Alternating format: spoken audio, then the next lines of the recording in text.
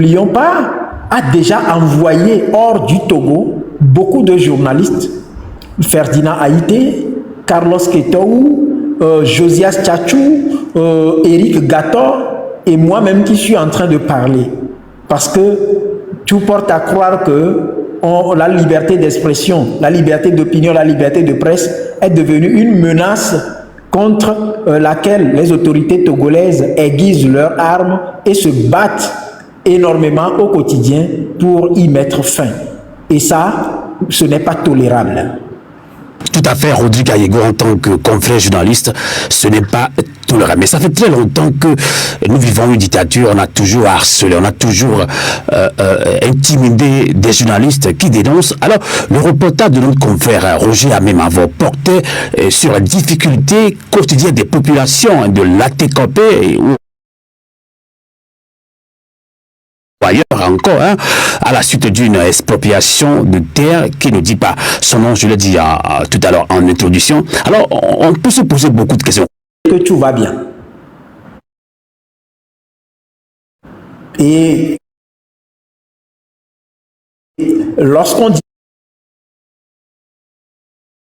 que tout va bien dans un pays et qu'un reportage vienne lever le voile sur ce calvaire-là, c'est normal que ces gouvernants, ceux qui peinent à faire croire que tout va bien, s'énervent. Et l'autre situation également, c'est le fait que on comprenne que on fait l'effort d'étouffer toutes les voix dissonantes, mais au même moment, il y a encore une voix qui s'élève et qui pointe du doigt un dossier qui risque d'avilir l'image que tente de polir le système à travers que l'appareil judiciaire souffre d'un dysfonctionnement criard et que les gens peuvent se lever d'eux-mêmes et prendre des initiatives sans qu'il y ait des mesures dissuasives qui protègent les populations qui sont de plus en plus victimes donc des agissements et du dysfonctionnement donc des institutions de la République au Togo, pour ne pointer que du doigt ces quelques éléments-là. En tout cas, merci Rodrigue pour ces réactions.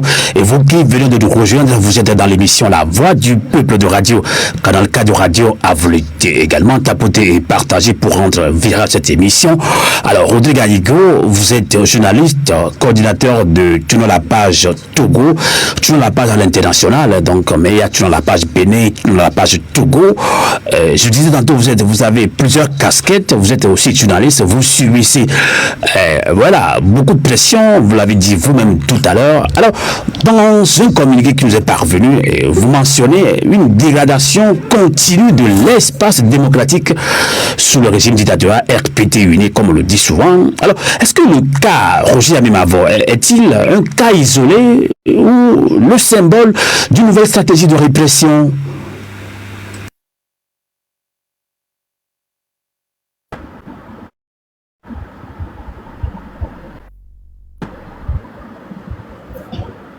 Vous me recevez? Absolument.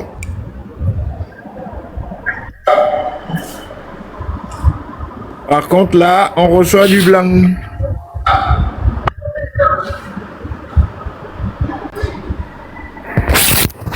Rodrigue, est-ce que toi, tu m'entends? Alors, je ne sais pas si... Oui, je ne sais pas si j'ai bien noté la question. Est-ce que Sylvain peut juste me repréciser un tout petit peu la question? Je comprends. Avec TikTok Live, et surtout en Afrique, le réseau des fois bug. Je disais tantôt que dans un communiqué, vous mentionnez une dégradation continue de l'espace démocratique sous la dictature de Faure Gnassingbé. Est-ce que le cas de notre confrère Roger Amemavo est-il un cas isolé ou le symbole d'une nouvelle stratégie de répression, Rodrigue Ayego? Oui, en réalité, ce n'est pas un cas isolé. Ce n'est pas un cas isolé, je l'ai dit tout à l'heure, en citant par exemple les journalistes qui ont déjà subi l'arme de pression donc de la liberté d'expression d'opinion et la liberté de presse.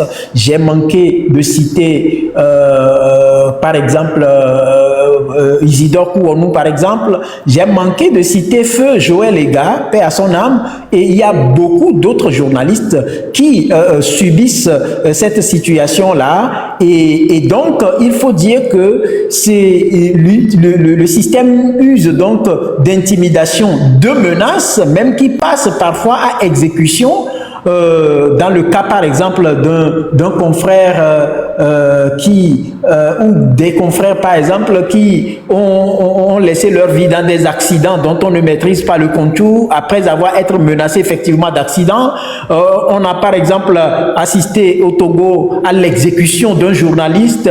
Il était rentré chez lui à la maison, il a été appelé par des amis, il sort avec sa femme et on le retrouve après avec des balles dans son corps. Et la scène a été déguisée comme une tentative, par exemple, de vol de la moto. Et donc, il y a beaucoup de situations qui, aujourd'hui, sont des éléments qui nous indiquent clairement que c'est un pouvoir qui est déterminé à effacer la liberté de presse, à pousser les journalistes à l'autocensure. Et vous savez qu'aujourd'hui, par exemple, ne parle pas politique dans des émissions. Quel média le veut au Togo? Et parce que s'il y en a qui en parlent, c'est parce qu'à un moment donné, comme je l'ai dit tout à l'heure, on veut surfer sur certaines manipulations pour faire croire qu'il y a la liberté de presse, la liberté d'expression au Togo. Et récemment, la vague de citoyens libérés dans le cadre de cette histoire de grâce présidentielle qui n'en est pas une,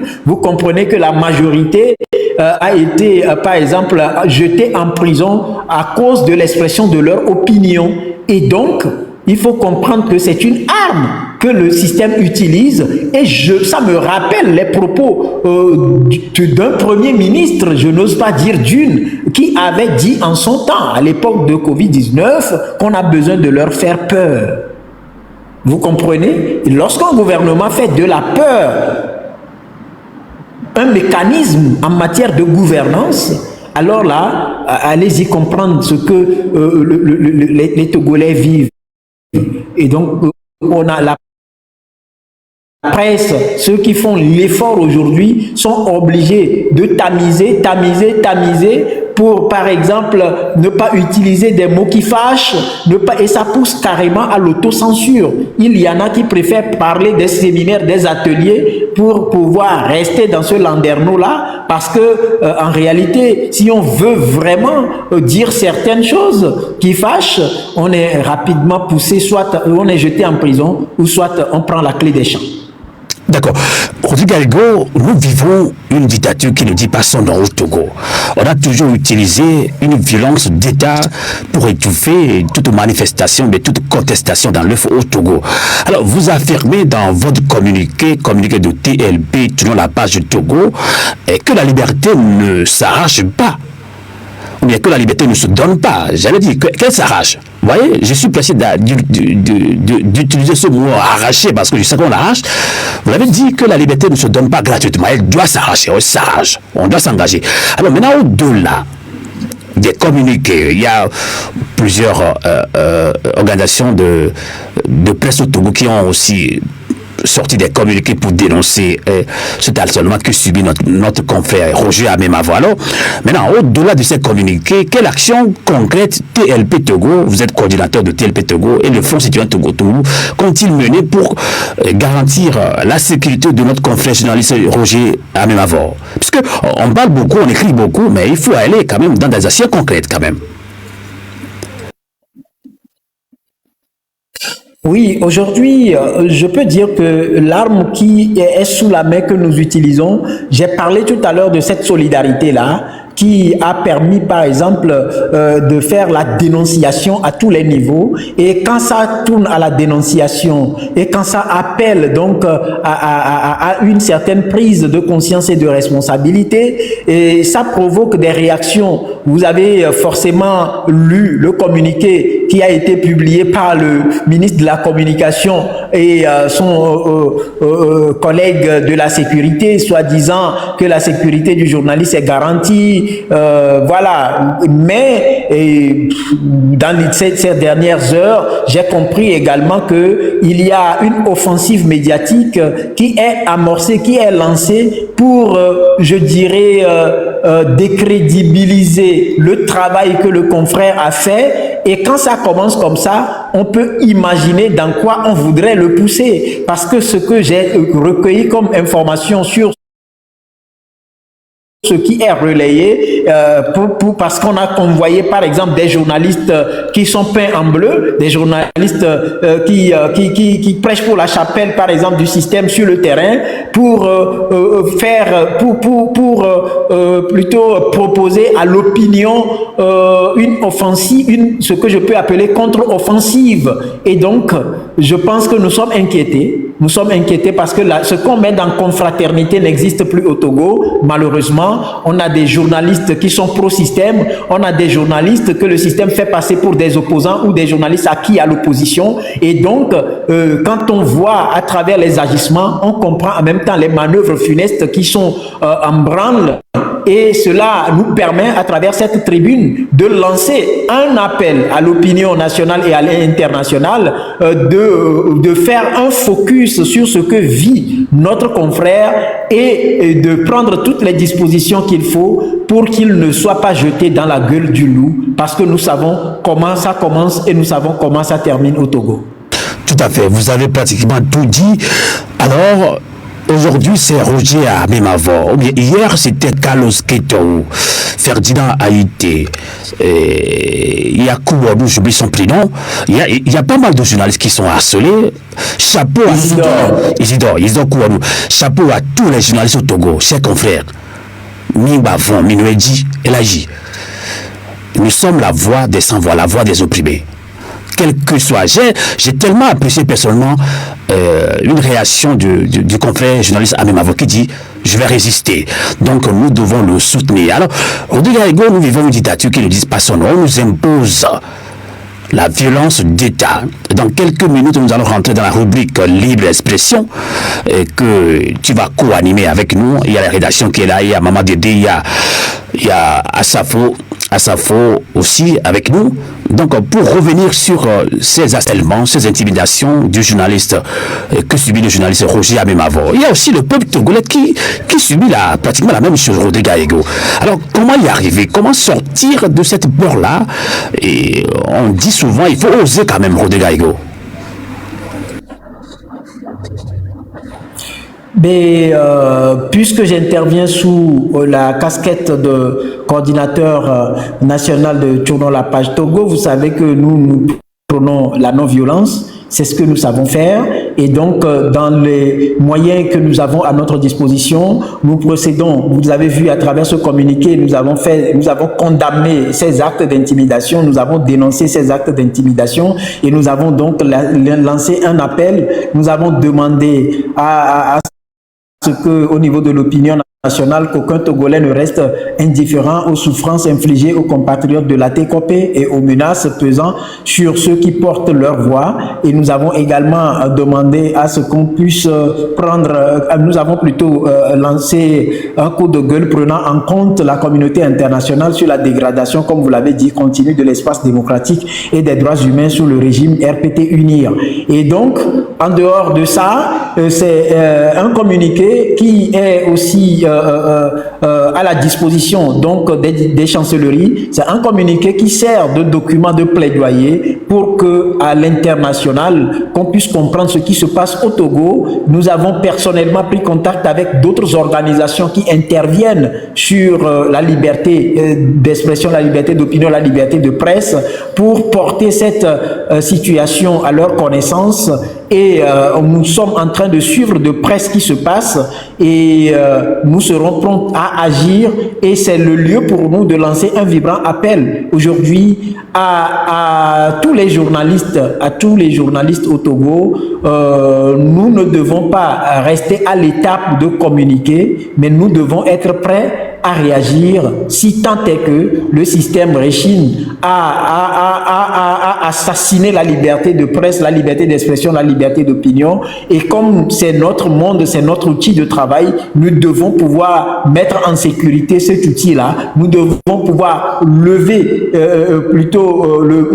l'obstacle qui nous empêche d'en jouir. Et c'est aussi le lieu pour nous de lancer un vibrant appel aux populations, parce que en réalité, les journalistes, leur travail sert à sensibiliser l'opinion nationale et internationale, à informer l'opinion nationale et internationale et à proposer des outils de divertissement à l'opinion nationale et internationale. Et donc, la presse ou ceux qui utilisent l'outil liberté d'expression, d'opinion et de presse pour faire ce travail-là méritent le soutien, la solidarité des populations, et c'est pour ça que nous lançons cet appel à la population togolaise, où qu'on soit, de quelque bord qu'on soit, parce qu'il faut savoir une chose. Aujourd'hui, c'est peut-être Roger Amemavo. Hier, c'était Ferdinand Haïté. Hier, c'était Isidore Kouonou. Hier, c'était Joël Egapé à son âme. Hier, c'était Carlos Ketoou. Hier, c'était Zeus Aziadouvo. Hier, c'était Eric Gator. Hier, c'était Rodrigue Aego. Mais à qui le tour? Et à cette question-là, nous pouvons répondre que c'est une épée de Damoclès qui pèse sur notre tête, et nous avons besoin d'être vigilants. Nous avons besoin de cultiver la solidarité, et nous avons besoin de renforcer notre capacité de lutter pour défendre ce qui est notre liberté, pour défendre ce qui est notre outil de travail, pour défendre notre choix, notre engagement à faire usage de cet outil de travail-là pour l'émancipation de notre pays, pour le développement de notre pays et pour le plein épanouissement de nos populations, de notre peuple. Merci Rodrigue Tapoté, partagé. Vous êtes dans votre émission La Voix du Peuple, une émission du peuple par le peuple. Parce que ce qu'on ne doit pas oublier, il y a une question importante qu'il faut se poser. À cette allure, on risque de retrouver notre confrère, notre frère, notre ami en prison. Ou soit il sera obligé de prendre la clé des champs comme nous. Alors, quel sera le message? Le message serait clair. Ça voudra dire que le système dit à tous les journalistes: vous chantez les louanges du prince ou vous quittez le pays. Vous chantez les louanges du prince ou on vous jette en prison. Et ne soyons pas étonnés que lorsqu'on va laisser cette situation affecter notre confrère Roger Amemavo, ça voudra dire que c'est un coup de sommation qu'on porte sur la liberté d'expression, d'opinion et de presse, et cette liberté peut en pâtir. Et si elle en pâtit, bonjour les dégâts. Bien dit, bonjour les dégâts. Donc, résistance, encore une fois, la rédaction de Radio Canal K, dans son émission Fenêtre de l'Afrique et la radio à volonté, avec l'émission La Voix du Peuple. Nous sommes de cœur avec toi, confrère Roger Amemavo. La résistance est continue. Avant d'ouvrir, bien avant de rentrer dans la rubrique libre expression, puisqu'il s'agit d'une affaire de titre foncier, voilà, beaucoup de Togolais subissent des intimidations, harcèlement de la part de cette personnalité très influente. Alors, à l'annonce de cette émission, ou encore de ces harcèlements que subit actuellement notre confrère Roger Amemavo, un membre de la diaspora qui a subi le même sort de brimade par rapport à un titre foncier, influencé donc par, ou bien intimidé donc par une personnalité très influente au Togo, notamment le ministre, l'ancien ministre Selom Klassou, qui est actuellement président de l'Assemblée nationale, des présidents à l'Assemblée nationale, je disais Selom Klassou. Voilà, toute une demande à l'encontre d'un confrère, d'un compatriote de la diaspora togolaise, ou à Notien, ce monsieur, notre confrère, notre compatriote, a bien tous les papiers, un titre foncier, mais influencé donc par Selom Klassou, il a tout fait pour retirer cette terre à notre compatriote. Ce qui fait que quand tu es ministre, quand tu es membre du gouvernement, quand tu es membre de l'UNIR, donc tu as le monopole. Voilà, pour eux, voilà, ils ont le monopole du Togo. Ils ont pris le peuple togolais en otage. Mais nous allons revenir sur ce dossier lorsqu'on aura tous les documents pour en faire aussi une émission. Parce que trop, c'est trop. L'habillement continue. Alors, avant d'entamer la libre expression, je ne sais pas si Maman Dédé a une réaction par rapport à notre confrère Roger Amemavo qui subit des menaces. Vous avez suivi sur la toile. Merci infiniment à tous ceux qui ont ouvert des lives en soutien à ce confrère Roger Amemavo également et réorienter la lutte dans un sens de résistance et de détermination. Maman Dédé, bonsoir et bienvenue dans l'émission. Oui, bonsoir Amos, bonsoir à Rodrigue, à Segnator et à tous les panélistes qui sont en bas, qui nous soutiennent et qui tapotent bravement et partagent aussi bravement. Alors, cette semaine, j'ai vu certaines réactions concernant le journaliste Roger, dans le contexte actuel dans lequel nous nous trouvons, surtout les gens de la diaspora, je peux imaginer qu'on a développé une hyper-vigilance qui fait que on trouve tout le monde suspicieux. Et la logique qu'on utilise souvent, c'est de dire, oh, s'il a pu tendre le micro à cette dame-là, et puis si après il dit qu'il a été intimidé, donc ça veut dire qu'il travaille par le régime. Excusez-moi, j'ai eu un... excusez-moi. Bois un coup. Voilà. Hein, les génies ne veulent pas que je parle. Alors, je reviens. Alors, on utilise une logique à tout va. Je vois récemment qu'on utilise à toutes les situations pour dire que, par exemple, pour Roger, si il arrive à tendre le micro à ces dames, et ensuite, surtout, ces dames ont dit clairement elles votaient UNIR et qu'il n'a pas été arrêté, il n'a pas fui le pays, il n'est pas inquiété, donc ça veut dire qu'il travaille pour UNIR. Alors, Rodrigue, j'aimerais avoir ton opinion là-dessus et que doit-on faire pour amener tout un chacun, qui sont de bonne foi, je pense, mais avec l'hyper-vigilance ou l'hyper je ne sais pas quoi, fait qu'on se retrouve dans une situation un peu compliquée. Au lieu de soutenir les nôtres, on fait l'effet inverse. Merci. Rodrigue. Merci beaucoup pour cette question. Vous savez, ce qui est triste, c'est qu'en réalité, les gens qui en parlent n'en savent rien du tout. Moi, Roger, on a un parcours et on a fait beaucoup de choses ensemble. On avait pris sur nous de nous constituer en une équipe pour faire un travail professionnel et on est tout le temps en contact. On se voit tout le temps, on se fréquente et je suis bien placé pour dire que ceux qui racontent cette histoire-là ne connaissent pas Roger. Ou peut-être ils sont une sorte de ramification de ceux qui en veulent à Roger, de ceux qui veulent s'attaquer à Roger, et ils ont pris la relève d'une autre manière pour le condamner, pour raconter des choses qui n'existent que dans leurs imaginations. Parce que vous savez, moi par exemple, je donne un exemple. Quand j'étais encore au pays, à la radio, il y a quelques années, lorsqu'on parlait de cette affaire d'escroquerie internationale, je n'avais pas cherché à savoir quel était le bord politique d'un homme politique qui était au centre ou au cœur de cette affaire-là. Mais j'ai travaillé comme un journaliste. Je me suis dit, quand on parle d'escroquerie internationale, mais tiens, ça pousse à une certaine curiosité, il faut comprendre ce qui se passe. Et aujourd'hui, par exemple, l'autre jour, il y a eu l'affaire de la dame du marché d'Adido Gomez. Qui peut nous dire à quel parti appartient, ou au sein de quel parti cette dame-là milite? On parle de beaucoup de dossiers. Sylvain a parlé tout à l'heure de House of Challenge avec notre jeune frère qui avait été adulé à l'époque.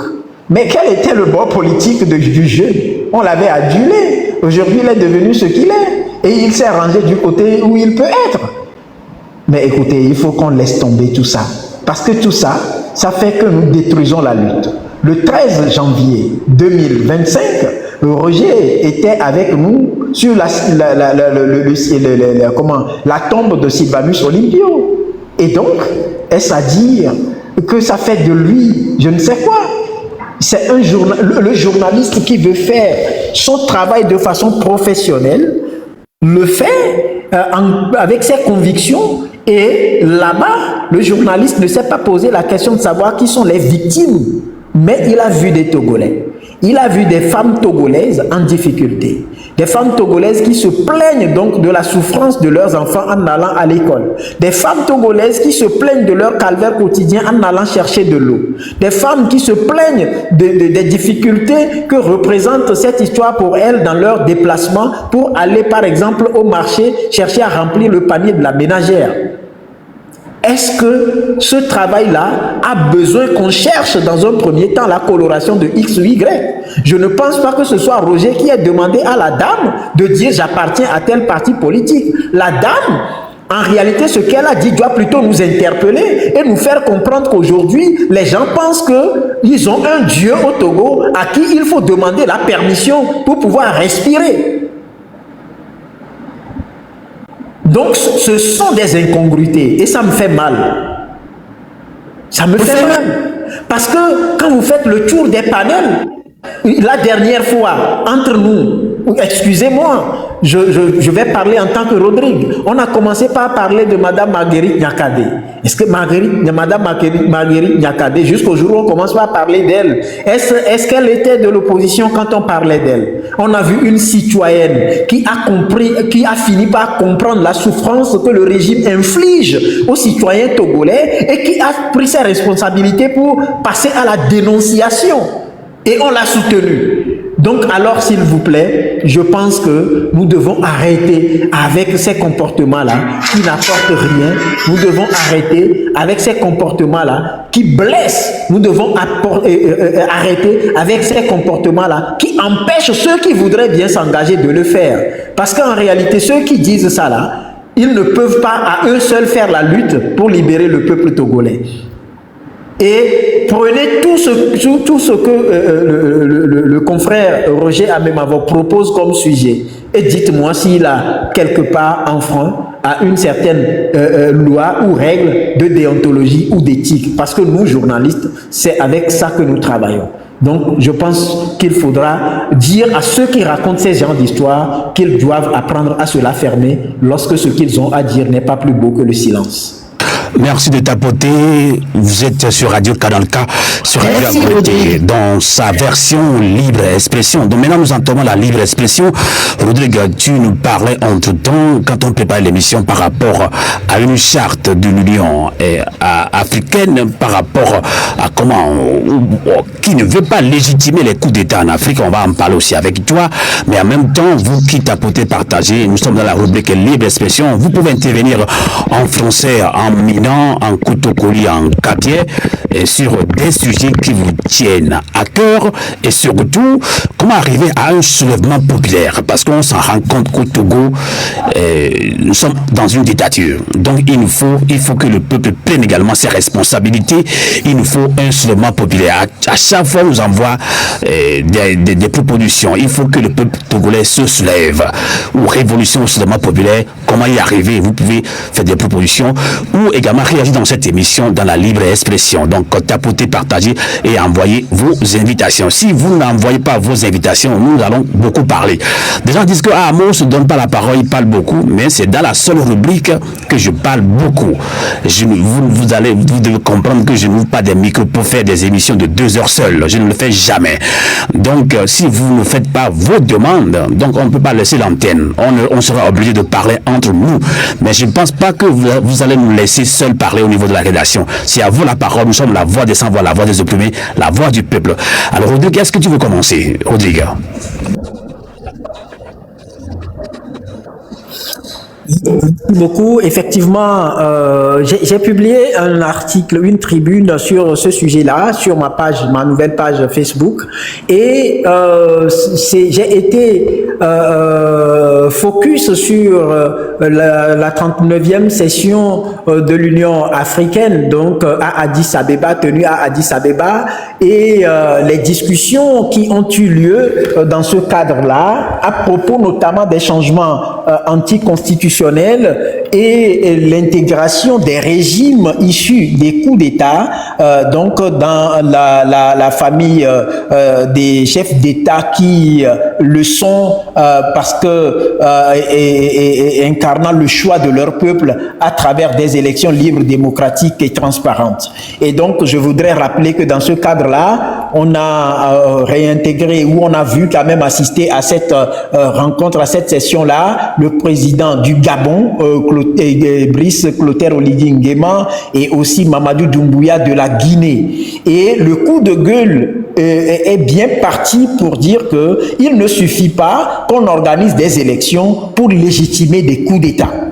Et moi, ça a attiré mon attention, et dans ma tribune, j'ai dit clairement que l'Union africaine doit quitter les sentiments, doit quitter les propos, doit quitter les écrits pour poser des actes concrets. Parce qu'il y a un outil important qui est un outil de l'Union africaine qu'on appelle la Charte africaine de la démocratie, des élections et de la gouvernance. Et ce qui est impressionnant dans cette charte-là, c'est que les chefs d'État et de gouvernement ont, dans leur, ou à leur initiative, dois-je dire, procédé à une définition de ce qu'on peut mettre dans coup d'État ou putsch. Et si vous permettez rapidement, je vais vous lire cet article-là, article 23, et ça dit ceci: les États partis conviennent que l'utilisation, entre autres des moyens ci-après, pour accéder ou se maintenir au pouvoir, constitue un changement anticonstitutionnel de gouvernement et est passible de sanctions appropriées de la part de l'Union. Et ça poursuit en disant, au premier point ou au point 1, tout putsch ou coup d'État contre un gouvernement démocratiquement élu.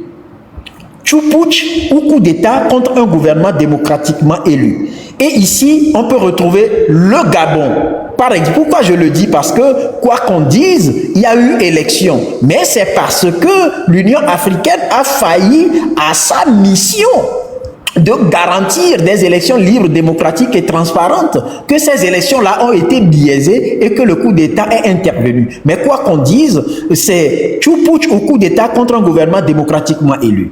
Je vais maintenant voir du côté de la Guinée avec Mamadou Doumbouya. Mamadou Doumbouya, quoi qu'on dise, il y avait Alpha Condé qui était encore président parce que, étant sorti d'une élection qui a été organisée à cause de l'application à géométrie variable de la loi par l'Union africaine et la CEDEAO, qui ont laissé le professeur Alpha Condé faire à travers une réforme constitutionnelle qui lui permet par exemple de briguer un 3e mandat. Je voudrais également aller de l'autre côté au Mali. Vous savez qu'au Mali, le coup d'État a été perpétré contre un président démocratiquement élu. Et quand vous prenez le Niger, c'était pareil. Alors, pourquoi je donne tous ces exemples-là? Je donne tous ces exemples pour venir ici. Si on accepte d'intégrer Mamadou Doumbouya, on accepte d'intégrer Brice Clotaire Oligui Nguema, pourquoi n'accepte-t-on pas d'intégrer Ibrahim Traoré, comment dirais-je, Assimi Goïta et Tiani par exemple? Et c'est ce qui m'a amené dans mes réflexions, proposer la tribune que j'ai publiée. Et le deuxième point dans cette définition de putsch ou de coup d'État, toute intervention de mercenaires pour renverser un gouvernement démocratiquement élu. Et ça s'est passé en Côte d'Ivoire. Vous savez qu'en Côte d'Ivoire, il a fallu l'intervention, par exemple, des hommes armés, pas forcément de nationalité ivoirienne, pour que Alassane Ouattara devienne président. mais il siège quand même là. Et donc, ça c'est la considération ou la qualification à géométrie variable, donc de cette même définition de l'Union africaine. Au point 3, on dit toute intervention de groupes dissidents armés ou de mouvements rebelles pour renverser un gouvernement démocratiquement élu. On l'a vu ailleurs, on l'a vu par exemple au Rwanda, on l'a vu au Libéria, on l'a vu au Soudan, on l'a vu dans pas mal de pays. Quatrième définition que l'Union africaine donne au putsch, au coup d'État: tout refus par un gouvernement en place de remettre le pouvoir au parti ou au candidat vainqueur à l'issue d'élections libres, justes et régulières. Et c'est ça, par exemple, ça nous renvoie en Gambie, où à l'époque, le président Yahya Jammeh avait ravalé son vomi en refusant, par exemple, de donner le pouvoir à Adama Barrow, qui avait été proclamé vainqueur de ces élections et que lui-même, il avait, dans un premier temps, appelé et félicité. Et donc, vous voyez, et en quatrième point, l'Union africaine dit que tout amendement ou toute révision des constitutions ou des instruments juridiques qui portent atteinte au principe de l'alternance démocratique constitue un putsch ou un coup d'État. Mais ici, quand vous revenez, vous prenez cette définition de putsch ou coup d'État, vous retrouvez en bloc un pays comme le Togo qui s'est spécialisé dans les contorsions constitutionnelles pour rallonger la durée de vie d'un régime qui oppresse, opprime et un régime violent qui hypothèque dangereusement l'avenir du peuple togolais. Alors, c'est simple parce que ce qui est impressionnant dans cette charte-là, son article 25 prévoit les sanctions appropriées lorsque ces différents coups d'État s'opèrent. Sauf que l'Union africaine et la CEDEAO restent beaucoup plus focus sur les coups d'État militaires et font comme si les coups d'État constitutionnels, institutionnels et électoraux qu'ils ont eux-mêmes intégrés dans leur définition n'ont pas besoin de leur attention. Et donc, c'est pour ça que nous attirons leur attention pour dire que s'il faut condamner les coups d'État militaires, il faut condamner les différents coups d'État qu'ils ont intégrés eux-mêmes dans leur définition. Et si c'est le cas, je pense qu'il faut commencer par délégitimer des régimes comme celui de Faure Gnassingbé. Et non uniquement les régimes de Tiani, de Ibrahim Traoré ou encore d'Assimi Goïta. Merci Rodrigue pour cette analyse très pertinente d'ailleurs. Alors, tapoter, partager, nous sommes dans la rubrique libre expression. Je vais passer la main à Seignator, notre principal modérateur dans cette émission. Je pense que Razak va commencer. Donc, depuis quelques temps, pour parler d'engagement citoyen, on parle tout le temps d'engagement citoyen. Il nous faut un esprit de discernement. Ça revient tout le temps. Il faut que le peuple lui-même prenne ses responsabilités, bien prenne le devant de la lutte. Et oui, on parle de soulèvement populaire, comment y arriver, puisque dans une dictature, on nous harcèle, on nous impose une violence d'État, comment y arriver. Les de l'audition sont tout le temps débat, le populaire dégagement, on va prendre le devant, ces histoires. Donc, je pense qu'on peut en parler dans cette émission Libre Expression. Alors, je donne la parole à Seignator pour diriger cette Libre Expression. Et Seignator, je pense que c'est Razak qui a la parole.